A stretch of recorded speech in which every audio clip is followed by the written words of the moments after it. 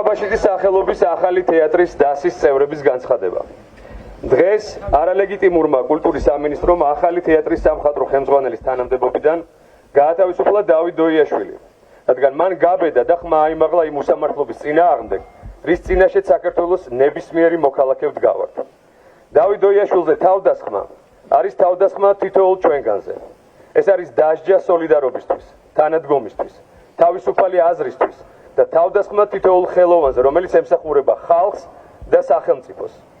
ჩვენ ვასო აბაშიძის სახელობის ახალი თეატრის დასი, რომლის წევრიც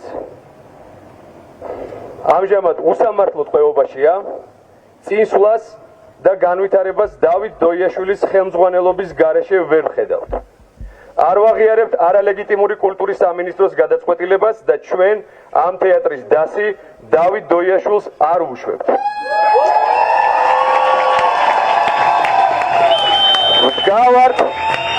ვდგავართ მასთან ერთად და ვიდგებით გამარჯვებამდე.